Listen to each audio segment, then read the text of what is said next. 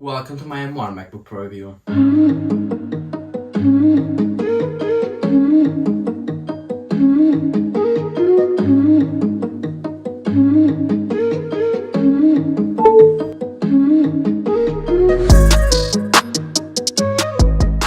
This is a Pro machine, right? So of course Pros actually need raw performance, so why not take a look into that? This laptop keeps up with his competitor, the 11th Gen i7, meanwhile destroys my PC with a 10th Gen i5, and it even manages to beat a 9th Gen i9.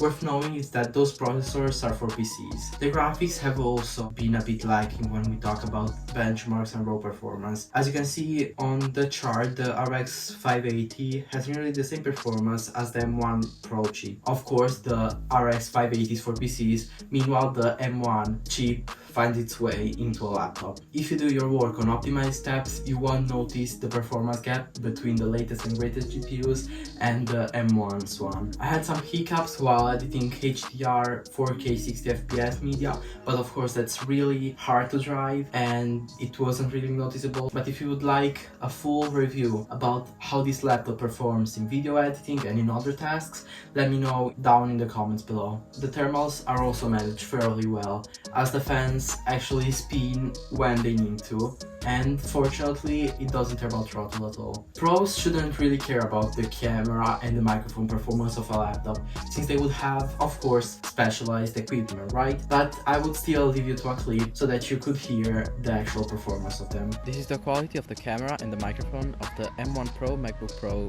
laptop.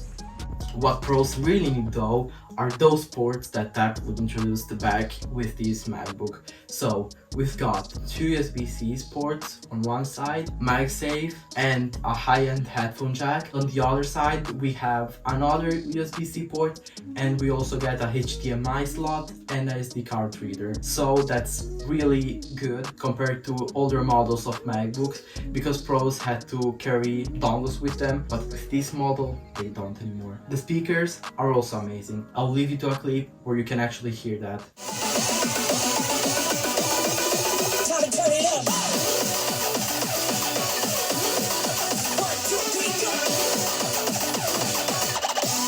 The keyboard is also really good. If you have the chance, just go to an Apple store and try it yourself, since I cannot really give you my full-end experience, and it's better off if you just try it yourself. The battery life is also really good. I was able to get a full day of office working, but the main downside is that if you push the GPU and the CPU way too far, so 80% maybe, both of them, it will only last you half a day. Of course, this machine is made for this, but the battery life will also suffer from it. Macs and macOS is not really made for gaming. I still tested some of them so I could get an idea of how they run. They either run under Crossover or under Rosetta. In consequence, the performance won't be as good as it would with a native and optimized games, but they are really hard to find. Finally, does the M1 Pro MacBook Pro satisfy my needs?